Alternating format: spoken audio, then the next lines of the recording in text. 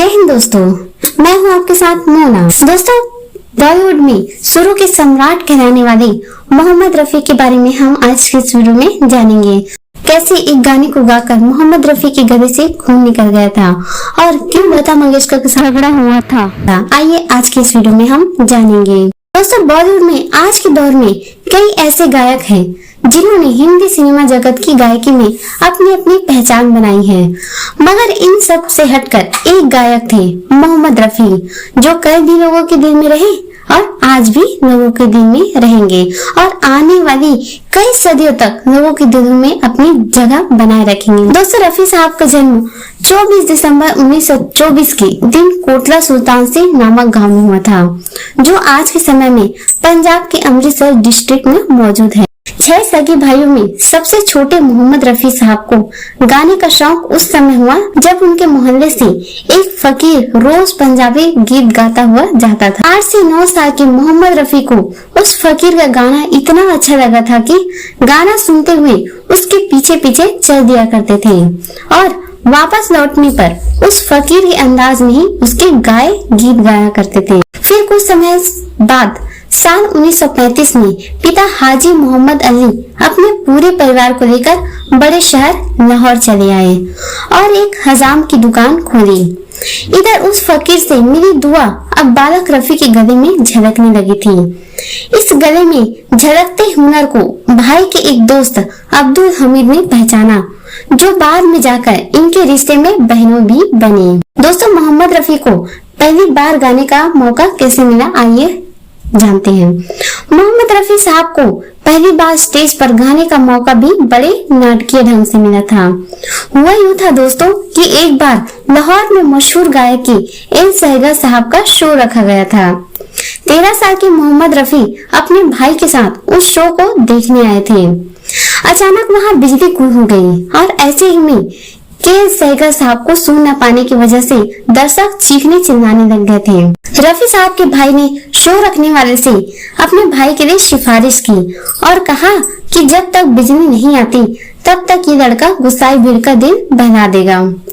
मौके की नजाकत देख मोहम्मद रफी को स्टेज पर गाने का मौका भी मिल गया और देखिए आज वो मशहूर भी हो गए। इसी शो में एक संगीतकार श्याम सुंदर जी भी मौजूद थे, जिन्होंने 13 साल के मोहम्मद रफी की आवाज सुनी और साल 1941 में एक पंजाबी फिल्म गुल बलोच के लिए गाने का मौका दिया। आवाज को पहचान मिलने के बाद रफी साहब को लाहौर के ऑल इंडिया रेडियो में गाने का बुलावा भी आया।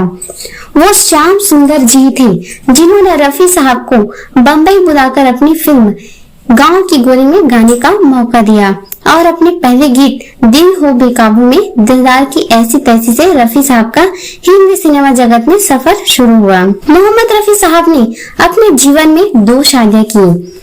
पहली पत्नी ने भारत पाक विभाजन के समय भारत में न रहकर पाकिस्तान जाने का फैसला लिया, जिसके लिए रफी साहब बिल्कुल भी राजी नहीं थे और उनकी पहली पत्नी उन्हें छोड़कर पाकिस्तान चली गई। उनकी दूसरी शादी बेगम विकलिस के साथ हुई, जिनसे उन्हें 6 बच्चे हुए। 4 बेटों और 3 बेटियों में से एक बेटा उन्हें पहली पत्नी से था। अपने जीवन में रफी साहब ने कई भाषाओं में करीब 25,000 से भी ज्यादा गाने गाए। इनमें से अधिकतर गाने हिंदी में गाए। नौशाद, शंकर जयकिशन, ओ.पी. नैयर और सचिन देव बर्मन जैसे संगीतकारों के साथ काम करते हुए रफी साहब ने अपना पहला फिल्म फेयर अवार्ड साल 1960 में चौदहवीं का चांद हो इस नामक फिल्म के शीर्षक गीत के लिए मिला था।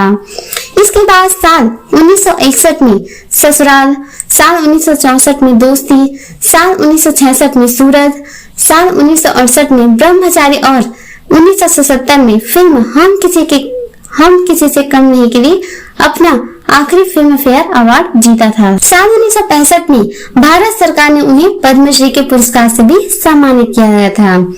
दोस्तों, आइए हम जानते हैं कि लता मंगेशकर से उनका झगड़ा क्यों हुआ था। मोहम्मद रफी ने एक के बाद एक कई सुपरहिट गाने दिए, गानों को अपनी आवाज दी और सुनने वालों के दिलों पर भी अपनी एक छाप छोड़ दी थी।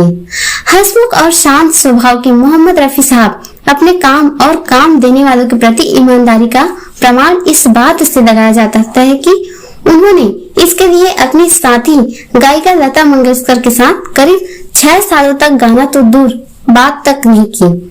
दरअसल लता मंगेशकर गाने की रियलिटी को देकर गायकों की एक यूनियन बनाना चाहती थी, जिससे संगीतकारों की तरह गायकों को भी गीतों की रियलिटी मिल सके।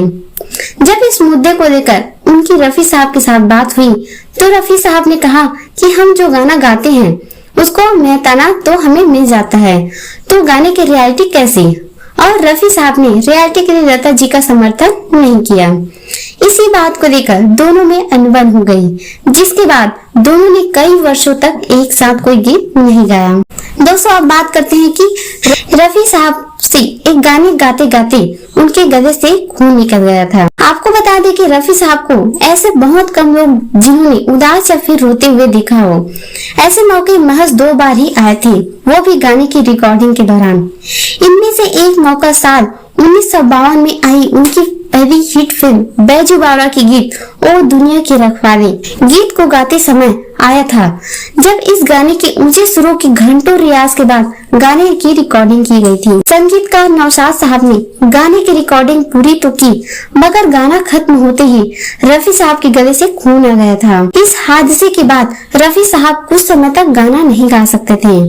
इसके बाद इस गाने के लिए नौशाद साहब ने उन्हें जब खूब तारीफ मिली तो सुनकर रफी साहब की आंखों में आंसू भी आ गए थे। रफी साहब तो अपनी बेटी की विदाई पर भी नहीं रोए, अपनी बेटी को हंसते हुए विदा किया, मगर बेटी की विदाई का दर्द अपने सीने में दबाए हुए विदाई के 2 दिन बाद फिल्म नीलकमल के गीत को रिकॉर्ड करते हुए बच्चों की तरह सिसक कर रोई थी। दोस्तों, रफी साहब के मरने के कुछ घंटों पहले ही रिकॉर्डिंग की गई। 30 जुलाई 1980 की वो रात जब निर्माता निर्देशक जे ओम प्रकाश जी की फिल्म के गाने की रिकॉर्डिंग चल रही थी। गाने की महज 4 लाइनें बाकी थी। सीढ़ियों से नीचे उतरकर अपनी गाड़ी में बैठकर फिर से सीढ़ी चढ़कर फिर ऊपर आए और जे ओम प्रकाश जी से बोले, ओम जी केवल 4 लाइन ही तो बाकी है, कल के लिए क्यों बाकी रखे, आज ही पूरी कर देते हैं। लक्ष्मीकांत प्यारेलाल का संगीत और आनंद बख्शी की बोल, फिल्म का नाम आस पास के गीत, ये 4 लाइन रिकॉर्डिंग की और नीचे आकर अपनी गाड़ी में बैठे और घर चले गए। दूसरे दिन 31 जुलाई के दिन रफी साहब को दिल का दौरा पड़ा और हिंदी संगीत का अनमोल रत्न इस दुनिया को अपना काम पूरा करके इस दुनिया से चले गए। रफी साहब का अंतिम संस्कार जुहू के मुस्लिम कब्रिस्तान में किया गया था।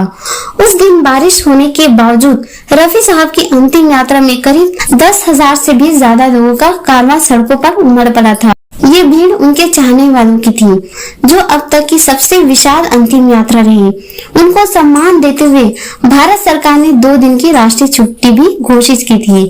साल 2010 में रफी के मकबरे को दूसरे फिल्म इंडस्ट्री के आर्टिस्ट जैसे मधुबाला के साथ बनाया गया था।